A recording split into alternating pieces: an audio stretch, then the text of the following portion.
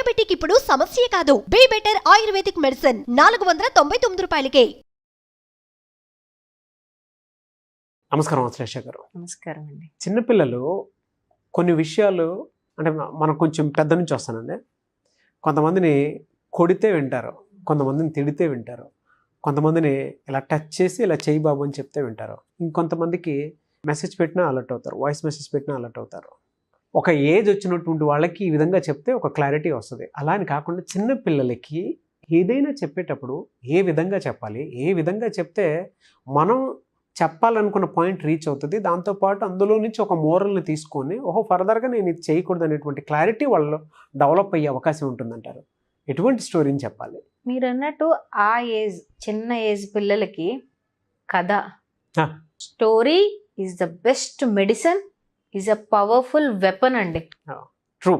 ఒక ఎంటర్టైన్మెంట్ మోడ్లో కూడా సరదాగా వాళ్ళ మనతో ఒక బాండ్ ఇంప్రూవ్ చేసుకుంటూ ఒక మారల్ ఇన్కల్కేట్ చేసే ఒకే ఒక్క ఇండియన్ పద్ధతి, భారతదేశ సనాతన ధర్మానికి ఉన్న పవర్ స్టోరీ అండి.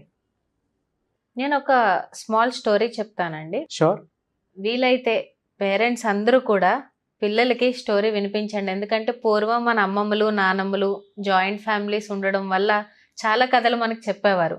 ఇప్పుడు న్యూక్లియర్ ఫ్యామిలీస్ అయిపోవడం వల్ల మనకి కథలు చెప్పేవాళ్ళు ఉండడం లేదు. కాబట్టి వీలైనంత వరకు నైట్ పడుకునే ముందు ఇలాంటి మంచి కథలు ఏమైనా పిల్లలకి వినిపిస్తే వాళ్ళ యొక్క పర్సనాలిటీ బాగా డెవలప్ అవుతుంది. అనగనగా ఒక రాజ్యం ఉందండి. రాజ్యం అనగానే మనకి పిల్లలకు ఒక ఇమాజినేషన్ వచ్చేస్తుంది. ఆ రాజుకి ఒక అందమైన రాజకుమారుడు ఉన్నాడు. చాలా అందంగా ఉంటాడు ఆ రాజకుమారుడు, చాలా యాక్టివ్ కూడాను. కానీ ఈ రాజుకి ఎప్పుడూ కూడా ఒక సాడ్ ఫీలింగ్. ఎందుకు అంటే ఈ కొడుకు రాజ్యానికి సంబంధించిన ఏ పని చేసేవాడు కాదు.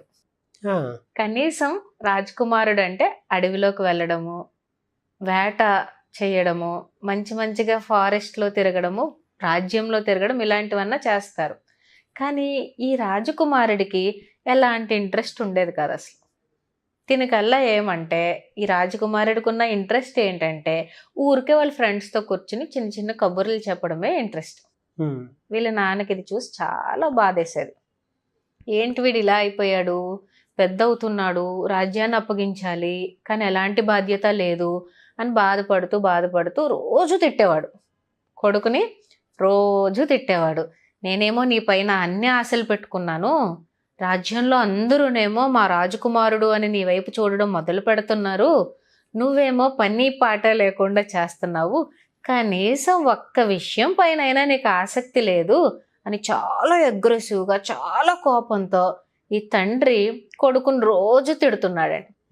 కొడుకు వయసుకు వస్తున్నాడు స్లోగా. వెళ్ళి వాళ్ళ ఫ్రెండ్స్ దగ్గరికి వెళ్ళాడు. వెళ్ళి ఒరే మా నాన్న రోజు నన్ను తిట్టేస్తున్నాడు, నేను దేనికి పనికిరాను అంటున్నాడు, నాకేమో నిజంగానే దేనిపైన ఇంట్రెస్ట్ ఉండట్లేదు ఆ రాజ్యానికి సంబంధించింది అని ఫ్రెండ్స్కి చెప్పుకునే లోపు ఈ మిగతా ఇద్దరు మిత్రులు కూడాను సరిపోయింది, మా ఇంట్లో కూడా ఇదే పరిస్థితి, మా నాన్న కూడా మమ్మల్ని తిడుతూనే ఉంటున్నాడు రా అని వీళ్ళు ముగ్గురు ఒక రౌండ్ టేబుల్ డిస్కషన్ పెట్టుకున్నారు. ఇప్పుడు పెట్టుకొని మనం ఏదో ఒకటి చెయ్యాలిరా, చేసి మన నాన్న మనల్ని సబాష్ అనేలాగా మనం ఏదో ఒక పని చెయ్యాలి అని వీళ్ళు స్లోగా ప్లాన్లు వేయడం మొదలుపెట్టారు. వీళ్ళు ముగ్గురు డిస్కషన్ మొదలుపెట్టారు. పెట్టి ఏమనుకున్నారు అంటే ఇక్కడ ఉంటే మనం ఏం చేయలేము, మనం ఏమన్నా చెయ్యాలంటే మనకు ఫస్ట్ డబ్బులు కావాలి, ఏదన్నా చేసి ప్రూవ్ చేసుకోవాలంటే మనకు డబ్బులు కావాలి కదా, ముందర మనం ముగ్గురం ఇక్కడి నుంచి వెళ్ళిపోయి డబ్బులు సంపాదిద్దాం అని ఒక చిన్న లైన్ డిసైడ్ అయ్యారు వాళ్ళు. సో ఆ తర్వాత రోజు ఇంట్లో చెప్పకుండా ముగ్గురు కూడా వాళ్ళ సామాన్లు ప్యాక్ చేసుకుని బయలుదేరిపోయారు. వెళ్తూ ఎలా సంపాదించాలి డబ్బులు, ఎలాంటి స్కిల్ లేదు, ఏమీ తెలీదు, ప్రపంచ జ్ఞానం. ఆ ముగ్గురు మిత్రుల్లో ఒక మిత్రుడు ఏమన్నాడంటే ఇక్కడ మోకాళ్ళ పర్వతం అని ఒక పర్వతం ఉందంట మనకు దగ్గరలోనే, అక్కడ మణులు మాణిక్యాలు ఉంటాయంట ఆ మౌంటైన్ చుట్టూ, మనం అక్కడికి వెళ్ళి ఆ మాణిక్యాలని వేరి వాటిని మనం అమ్ముకుని డబ్బులు సంపాదిద్దాం, ఇది ఈజీ కదా అని ఒక ఫ్రెండ్ సజెషన్ ఇవ్వగానే నువ్వు చెప్పింది బాగుంది అని వీళ్ళు ముగ్గురు కూడా మోకాళ్ళ పర్వతం దగ్గరికి వెళ్ళారు. డబ్బులు సంపాదించాలన్న ఆశ గట్టిగా ఉంది కాబట్టి వెతికారు, మాణిక్యాలు దొరికినాయి. కానీ ఇప్పుడు వీళ్ళ ప్రాబ్లం ఏంటంటే పూర్వం రాజులు అంటే అడవి దొంగలు కూడా ఉంటారు. మరి మన దగ్గర మాణిక్యాలు ఉన్నాయి కదా, ఇప్పుడు ఏదైనా ఒక అడవి దొంగ వచ్చి మనం ఇంత కష్టపడి కలెక్ట్ చేసుకున్న మాణిక్యాలన్నీ తీసేసుకుంటేనో అని ఒక డౌట్ రైస్ చేశాడు. అరే నిజమేరా, మనం ఆలోచించలేదు, మనం చిన్నపిల్లలము, అడవి దొంగలేమో వాళ్ళ దగ్గర చాలా బలం ఉంటుంది, మనం ఇంత కష్టపడి కలెక్ట్ చేసుకున్న ఈ రాళ్ళన్నీ కూడా తీసేసుకుంటారేమో అని ఒకడు మొదలు పెట్టాడు. ఈ ముగ్గురు ఫ్రెండ్స్ లో ఇంకొకడు ఏమని సజెషన్ ఇచ్చాడు అంటే, అరే మన బ్యాగ్ లో పెట్టుకుంటే కదరా ఇవి దొంగతనం చేస్తారు, మనం ఫిజికల్ గా కనపడితే కదా ఇవి దొంగతనం చేస్తారు, మనం ఒక పని చేద్దామా, మనం తినే ఫుడ్ లో ఇవి కలిపేసుకుని తినేద్దామా, అవి మన పొట్టలో ఉంటాయి కదా, ఈ రాళ్ళు ఎవరు చూడలేరు కదా, ఎవరు తీసుకోలేరు కదా అని ఒక సజెషన్ ఇస్తాడు. అక్కడే ఉన్న ఒక చిన్న వసతి గృహంలోకి వెళ్ళి ఎవ్వరికి కనపడకుండా ఆ ఫుడ్లో వెళ్ళి ఈ మాణిక్యాలు, ఈ వాల్యుబుల్ ప్రీషియస్ స్టోన్స్ అన్ని కలుపుకుని తినేస్తారు. తినేసి పొట్టలో దాచుకుంటారు. ఇవన్నీ ఒకడు దూరం నుంచి గమనించి ఈ ముగ్గురు మిత్రుల దగ్గర చాలా విలువైన మాణిక్యాలు ఉన్నాయి, అవి వీళ్ళు పొట్టలో దాచుకున్నారు, నేను వీళ్ళతో పాటు ప్రయాణిస్తే ఎక్కడైనా అవి నాకు దొరికేస్తాయి అని చెప్పి ఒక కన్నింగ్ ఐడియా వేసి ఆ ముగ్గురు మిత్రుల దగ్గరికి వెళ్ళి, ఫ్రెండ్స్ నేను కూడా మీలాగే ఒక దారి కోసం వెతుకుతూ ఉన్నాను, నేను మిమ్మల్ని గమనిస్తున్నాను, మీరు ఏదైనా చేయడానికి ప్లాన్ చేసుకుంటున్నారు, మీకేం అభ్యంతరం లేకపోతే నేను మీతో పాటు వస్తాను అని చెప్పి ఈ కన్నింగ్ ఫ్రెండ్ ఆ ముగ్గురు ఫ్రెండ్స్తో జాయిన్ అయ్యాడు. ఇప్పుడు వీడి ఐడియా ఏంటి, ఆ ముగ్గురు పడుకున్నప్పుడు ఆ పొట్టను చీల్చేసి ఆ స్టోన్స్ని పట్టుకుని వెళ్ళిపోవాలి. అంత కన్నింగ్గా ఆలోచించి వీళ్ళు ఎప్పుడు పడుకుంటాడు అని చూస్తున్నారు. పడుకున్నారు, ఏదో ప్లాన్ వేశాడు, ప్లాన్ ఫెయిల్ అయ్యింది. పొట్టని చీల్చి బయటికి తీయడం అంటే అంత ఈజీ కాదు. ఒక రైట్ టైం గురించి వెయిట్ చేస్తున్నాడు. ఈ ఫ్రెండ్స్ ముగ్గురు మార్నింగ్ లేచి వాళ్ళు ఏం చేశారంటే, పదండి వెళ్తురు వచ్చేలోపు మనము ఇక్కడి నుంచి దాటేద్దాము అని చెప్పి ప్రయాణం మొదలు పెట్టుండగా ఒక గుడిసెలు ఉన్న ప్రాంతాన్ని దగ్గర నుంచి వెళ్తారు. అక్కడ ఈ గుడిసెల్లో చిన్న ట్రైబ్ ఉంది. వాళ్ళ దగ్గర ఒక మాట్లాడే పక్షి ఉందండి. ఆ పక్షి మాట్లాడుతూ ఉంటుంది. ఆ పక్షి ఎంత తెలివైన పక్షి అంటే ఆ మనుషులు ఏ పని చేస్తున్నారో అది మాట్లాడేస్తుంది.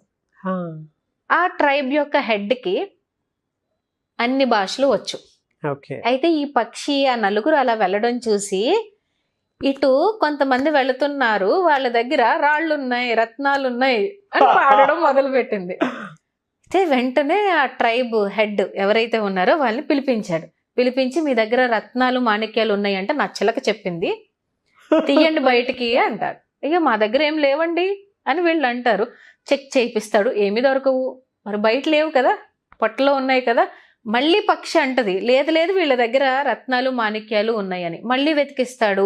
ఇప్పుడు కోపం వచ్చేస్తుంది, ఆ ట్రైబ్ హెడ్కి కోపం వచ్చేసి నా చిలక అయితే అబద్ధం చెప్పదు, ఇన్ని సంవత్సరాల నుంచి నా దగ్గర ఉంది కదా, అది ఎప్పుడు అబద్ధం చెప్పదు, మీ దగ్గర అయితే రత్నాలు ఉన్నాయి, మీ అంతట మీరు నాకు ఇచ్చేస్తే వెరీ హ్యాపీ, మీరు వెళ్ళిపోవచ్చు ఇంటికి ప్రాణాలతో.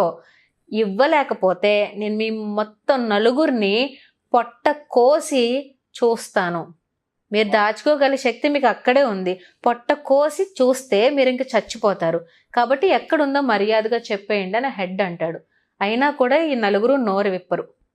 వీళ్ళకి కొంచెం టైం ఇస్తాడు, 1 గంట టైం ఇస్తాను, డిసైడ్ అవ్వండి అనేలోపు ఈ ముగ్గురు పొట్టల్లో అయితే మాణిక్యాలు ఉన్నాయి, కానీ ఈ 4వ కన్నింగ్ ఫ్రెండ్ దగ్గర ఏమీ లేదు కదా. మనవాడు ఆలోచించడం మొదలు పెట్టాడు. ఇప్పుడు అనవసరంగా నా దగ్గర మాణిక్యాలు లేవు, ఫస్ట్ నన్నే కోసేస్తారు వీళ్ళు, చావుకు తెచ్చుకున్నాను, పిచ్చి ఆలోచనలన్నీ చేసి, కష్టపడకుండా షార్ట్ కట్లో వెళ్ళి డబ్బులు ఎలా సంపాదించేయాలి అన్న ఒక కన్నింగ్ ఐడియా వల్ల నాకు ఇప్పుడు నా ప్రాణం మీదకి వచ్చింది అని చెప్పి దిగులు పడిపోతూ ఉంటాడు.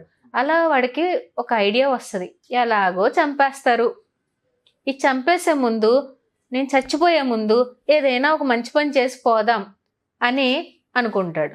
అనుకుని రాజు దగ్గరికి వెళ్ళి ఆ ట్రైబ్స్ ఉన్న హెడ్ దగ్గరికి వెళ్ళి ఫస్ట్ నన్నే టెస్ట్ చేయండి, నా పొట్టే కోసి చూడండి అని అంటే ఏముండవు కాబట్టి కనీసం ఆ ముగ్గురినైనా వదిలేస్తారు అని చెప్పి ఫస్ట్ తన ప్రాణాన్ని అర్పించేయడానికి ఆ ట్రైబ్ హెడ్ దగ్గరికి వెళ్తాడు. కోస్తారు, ఏమీ ఉండవు, చిలక అబద్ధం చెప్తుంది అనుకుని ఆ ముగ్గురు మిత్రుల్ని కూడా వదిలేస్తాడు. అంటే ఒక్కొక్కసారి మనము కన్నింగ్ ఐడియాతో ముందరికి వెళ్ళినప్పుడు పరీక్ష మనకి వస్తుంది. ఆ పరీక్ష ఏంటంటే దేవుడు మళ్ళీ ఒక ఛాన్స్ ఇస్తున్నాడు. నువ్వు తప్పు చేసావు కరెక్టే, కానీ నేను మళ్ళీ నీకు ఛాన్స్ ఇస్తున్నాను, ఆ తప్పు ఒప్పుకో, నీ లైఫ్ సెటిల్ అవుతుంది, ఇక్కడితో నేను క్షమించేస్తాను.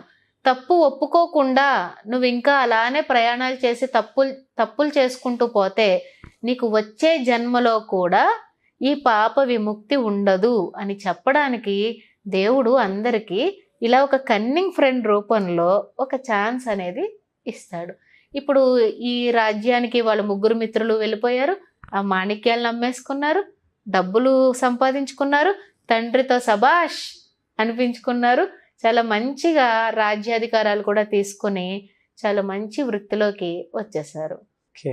ఈ స్టోరీ యొక్క మోరల్ ఏంటంటే నాగరాజ్ గారు, మనము ఏదో చెయ్యాలన్న తాపత్రయం మనకు ఉంటుంది.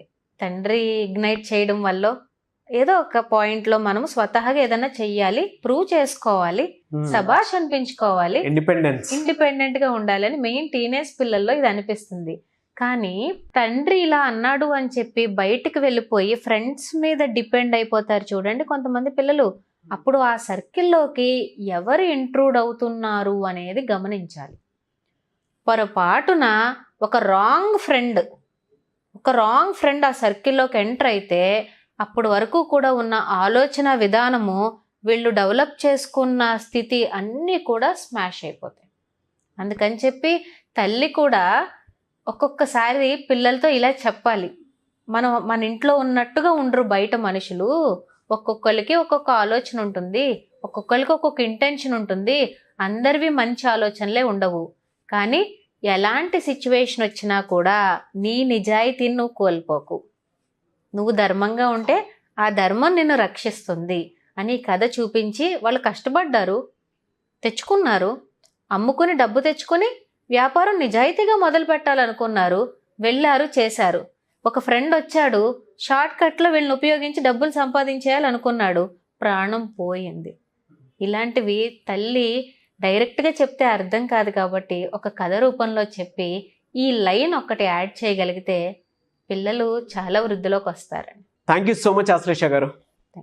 చాలామంది కన్నా అంటే పిల్లల్లో ఉండేటువంటి యాక్టివిటీస్ డెవలప్ అవ్వడానికి కానివ్వండి, లేదంటే పిల్లల్లో ఉండేటువంటి అబ్నార్మాలిటీస్ని అబ్జర్వ్ చేయడానికి కానివ్వండి, లేదా కొంతమంది పిల్లలు నిద్రపోవడానికి టైం తీసుకుంటూ ఉంటారు, వాళ్ళని నిద్రపుచ్చడానికి కానివ్వండి, లేదా పిల్లల్లో ఏ కండిషన్ ఉన్నా ఇప్పుడు 360 డిగ్రీస్లో చూసుకున్నా కూడా వాళ్ళకు ఉండేటువంటి ప్రాబ్లమ్స్ని మన కంటి ముందు కనిపించేలాగా ఫ్యూచర్లో వాళ్ళకి ఏదైనా ఉన్నా కూడా పలానాది ఉంది అని అబ్జర్వ్ చేసి సో దాని ప్రకారం పిల్లల్ని పెంచే విధంగా మన వీడియోస్ చూసిన తర్వాత కొంతమంది సో ఆశ్లేష గారిని అప్రోచ్ అయితే బాగుంటుంది అనుకునేటువంటి వాళ్ళు ఉంటారు. మిమ్మల్ని అప్రోచ్ అవ్వాలి అంటే ప్రాసెస్ ఏంటి? ఈ స్క్రీన్ పైన ఉన్న నెంబర్కి కాల్ చేస్తే ఆఫ్లైన్ అండ్ ఆన్లైన్ కన్సల్టేషన్స్ ఉంటాయండి. ఒక్కొక్కసారి ఒక్కొక్క మాట జీవితాన్ని మార్చేస్తుంది అండ్ చెప్పే మనిషిని బట్టి, వినే సమయాన్ని బట్టి విషయానికున్న అర్థం కూడా మారిపోతుందండి. సో ఆ నెంబర్కి కాంటాక్ట్ చేస్తే వాళ్ళకి కావాల్సిన డీటెయిల్స్ అన్నీ కూడా అవైలబుల్గా ఉంటాయి. Thank you so much Ashlesha గారు. Thank you.